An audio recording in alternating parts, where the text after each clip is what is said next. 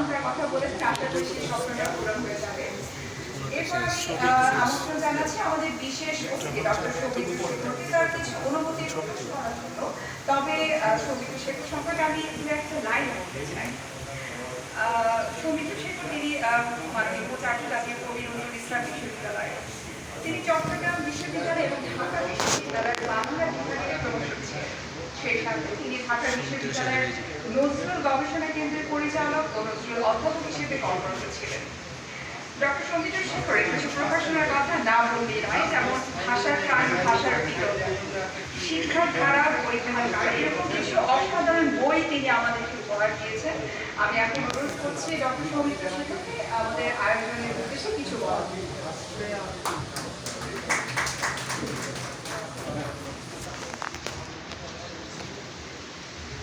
ধন্যবাদ। আজকে এই চমৎকার বিকেল কবি জীবন তাপস তন্ময় তাঁর জন্মদিন উপলক্ষে আমরা একত্রিত হয়েছি। এই বিকেল বৃষ্টি স্নাত, এই বিকেল চমৎকার ভাবে নিঃসর্গে, এই বিকেল একটি নগরের মধ্যে মনে হয় একটি সুস্নাত দ্বীপ। কারণ আজকে কবির জন্মদিন, আর কবির জন্মদিন হয় যেখানে, সেখানে চারিদিক অবগাহিত হয়, চারিদিক শান্তি ফুলকু ধারায় স্নাত হয়ে ওঠে। আমরা ঠিক তেমনি একটি বিকেলে একত্রিত হয়েছি।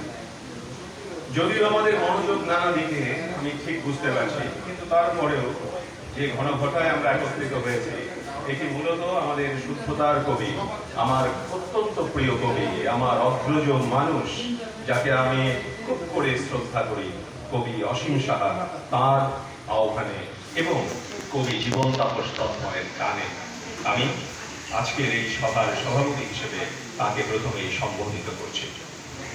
আজকে উপস্থিত আছেন এই মাত্র যিনি বলে গেলেন, যার সাথে আমার পূর্ব পরিচয় ছিল না, যার সম্পর্কে আমি অনেক শুনেছি। তিনি আমাদের এলাকার, আমাদের অঞ্চলের একজন গর্ব এবং বাংলাদেশের মহামান্য রাষ্ট্রপতি, যিনি আমাদের সামনে একজন আদর্শ হয়ে আছেন, যার কথা বললে বোঝা যায় যে প্রকৃত রাজনীতিবিদ কেমন হতে হয়, তার জীবন কেমন হতে হয়, কিভাবে আমরা অনুসরণ করব। আমরা চারিদিকে যখন শুনি যে ধ্বংস ও মূল্যবোধের অবক্ষয়, তখন একজন মানুষ আমাদের সামনে যখন দাঁড়ান, তখন আমরা বুঝি যে এখনো আদর্শের বাতিঘর নিতে যায়নি। সেই আমাদের মহামান্য রাষ্ট্রপতির সুযোগ্য পুত্র, জননেতা মাননীয় সংসদ সদস্য জনাব রেজওয়ান আহমেদ তৌফিক, যিনি এই মাত্র আমাদের অনুষ্ঠানের উদ্বোধন করেছেন, তিনিও মঞ্চে উপবিষ্ট আছেন। আমি সম্বোধন জানাচ্ছি, শ্রদ্ধা জানাচ্ছি মাননীয় মন্ত্রী জনাব মোস্তফা জব্বারকে, যিনি ডাক, টেলিযোগাযোগ ও তথ্য প্রযুক্তি মন্ত্রণালয়ের মাননীয় মন্ত্রী, যিনি আমার অগ্রজ হিসেবে আমি যাকে মানি, যিনি আমাকে অত্যন্ত স্নেহ করেন, ছোট ভাইয়ের মতো স্নেহ করেন, সেই মানুষ আজকে এখানে মঞ্চে উপবিষ্ট হয়েছেন এবং যথা সময়ে তিনি এসে পৌঁছে আমাদেরই বলে দিয়েছেন যে তোমরাই বরং একটু দেরি করে এসেছ। এই যে সময়ানুবর্তিতা, তার কাছে আমরা বারবার শিখি। বিভিন্ন সময়ে তিনি ঠিক যখন শুরু হয় তার আগে গিয়ে উপস্থিত হন। আমি তাকে সম্বর্ধিত করছি, সংবর্ধনা জানাচ্ছি বা আমার হৃদয়ের শ্রদ্ধা জ্ঞাপন করছি। মঞ্চ উপবিষ্ট আছেন কবি শ্যামসুন্দর শিকদার। অবশ্য তার কবিতা আমি এর আগে কখনো পড়ার সুযোগ পাইনি। আমি জানলাম যে তিনি ইটিআরসি চেয়ারম্যান কবি শ্যামসুন্দর শিকদার, তিনিও মঞ্চে উপবিষ্ট আছেন।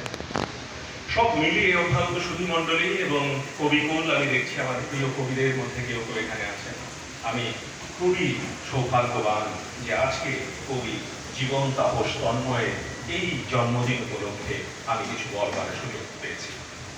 আমি তাকে ধন্যবাদ জানাই, কারণ কবিদের জন্মগ্রহণ করতে হয়, কবিদের টিকে থাকতে হয়, কারণ কবিরাই আমাদের পথ দেখান। চারিদিকে যখন অমানিসা নেমে আসে, চারিদিকে যখন দুর্যোগ নেমে আসে, মানুষ যখন মুখ হয়ে যায়, মানুষ যখন বোবা হয়ে যায়, মানুষের মুখে যখন ভাষা হারায়, তখন আমাদের পথ দেখান কবিরা। আর এই কারণে কবিরাই সবসময় আমাদের সামনে পথদ্রষ্টা হিসেবে দেখা দিয়েছেন। যখন বাংলাদেশ বলে কোনো দেশ ছিল না, যখন আমরা একটি বড় ভূপ্রকৃতির অংশীদার ছিলাম, তখন কবিরা প্রথম তাদের লেখার মধ্যে বাংলাদেশের চিত্র অঙ্কন করেছেন। তারা বাংলাদেশের প্রকৃতি নিয়ে লিখেছেন, বাংলাদেশের নদী নিয়ে লিখেছেন, এবং লিখতে লিখতে আমাদের মনোজগতে বাংলাদেশের যে মানচিত্র, এই মানচিত্রের একটি ছবি এঁকে দিয়েছেন, যেটি পরবর্তীকালে আমাদের রাজনৈতিক নেতারা একটি রাজনৈতিক ভূগোল হিসেবে আমাদের সামনে চিহ্নিত করেছেন। রাজনৈতিক সংগ্রামের মধ্য দিয়ে যেটি পরবর্তীকালে 1971 সালে আমাদের জাতির পিতা বঙ্গবন্ধু শেখ মুজিবুর রহমান আমাদের এই বাংলাদেশ, সেই বাংলাদেশে জাতির পিতা হিসেবে আবির্ভূত হয়ে একটি স্বাধীন সার্বভৌম দেশ দিয়েছেন। ফলে প্রথমেই কবিরা আমাদের সামনে পথ দেখান, আমাদের আত্মাকে জাগরণ করে তোলেন। আমাদের এইরকম চারিদিকে যখন বন্ধাত্ম থাকে তখন আলোর ছটা হিসেবে আমাদের সামনে নিয়ে আসেন। আমি জাতীয় কবি কাজী নজরুল ইসলাম বিশ্ববিদ্যালয়ের উপাচার্য হিসেবে যখন দায়িত্ব গ্রহণ করেছি, মহামান্য রাষ্ট্রপতি যখন আমাকে নিয়োগ দিয়েছেন, জাতির পিতা বঙ্গবন্ধু শেখ মুজিবুর রহমানের কন্যা জননেত্রী শেখ হাসিনা যখন আমাকে নির্বাচিত করেছেন, তখন আমরাও আমাদের জাতীয় কবির নামে যেহেতু আমাদের বিশ্ববিদ্যালয়, যেহেতু তিনিও একজন কবি, তার যে দর্শন, সেই দর্শনকে সামনে রেখে পথ চলবার চেষ্টা করছি। আর এই পথ চলা কি? এই পথ চলা হচ্ছে আদর্শ নির্ভর, এই পথ চলা নির্ভীকতার মধ্য দিয়ে এগিয়ে যাওয়া, এই পথ চলা মানুষে মানুষের সাম্য মৈত্রী স্বাধীনতার জয়গান গাওয়া, এই পথ চলা হচ্ছে মানুষে মানুষে দেবে আর নেবে মিলাভিনি নেবে যাবে না ফিরে, এই কথা বলা। আমি মনে করি যে আজকে যাকে নিয়ে আমরা এখানে একত্রিত হয়েছি, যার জন্য আমরা সমবেত হয়েছি, যার জন্য আমরা একসাথে এসে এক প্রাণ হওয়ার চেষ্টা করছি, সেই কবি, সেই কবির মধ্যে যে সম্ভাবনা আছে, সেই সম্ভাবনাকে আমাকে নিয়ে যেতে হবে খুব দূর। এই সম্ভাবনাই এক সময়ে আমাদের সেই সুস্নাত সরোবরে নিয়ে যাবে, যে সুস্নাত সরোবরের জন্য আমরা অধীর আগ্রহে অপেক্ষা করছি। কারণ এই কবির মধ্যে ওই সম্ভাবনা আছে। এই কবির মধ্যে তার যে কবিতা, এই কবিতা আপনাদের সবার সামনে হয়তো দেওয়া হয়েছে এই বুকলেটের মধ্যে।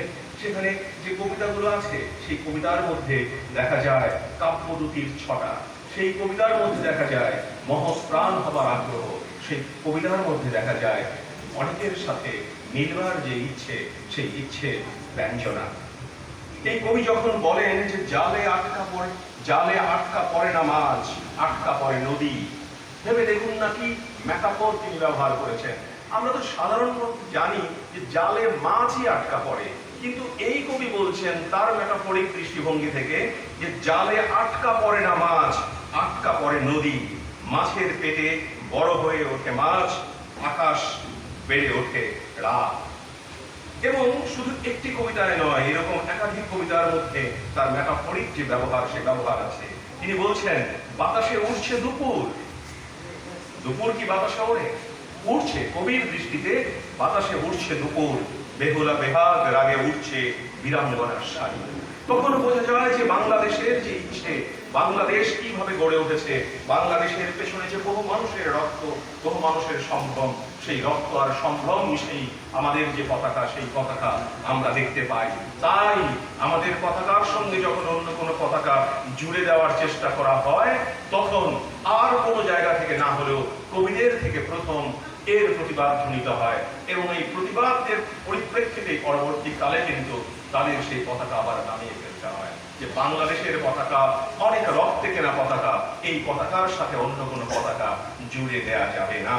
এগুলোই কবিদের মধ্য থেকে প্রকাশিত হয়েছে।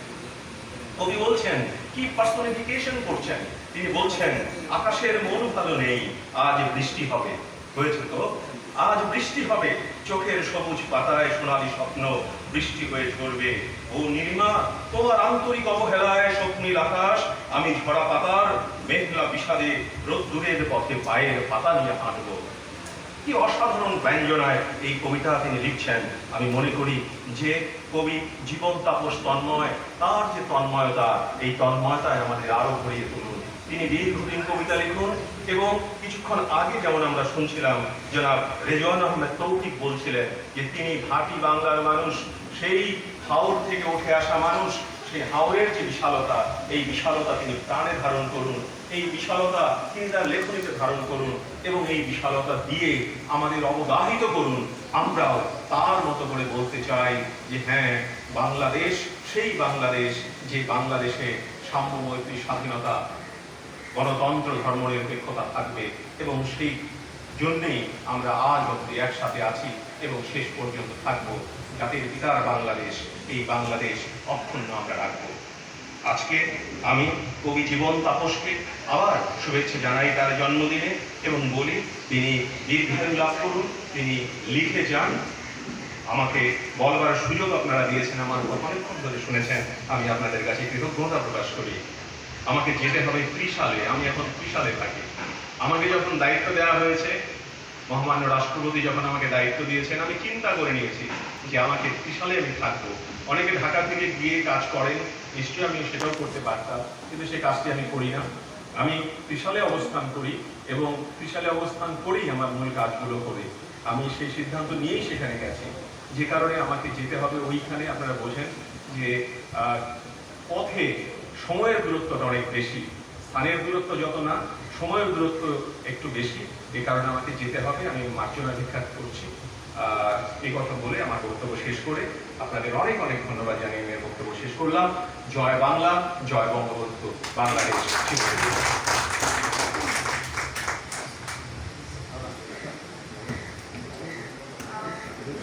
আমাদের বিশেষ অতিথি ডক্টর সৌমিত্র শেখর, আপনাকে অসংখ্য ধন্যবাদ।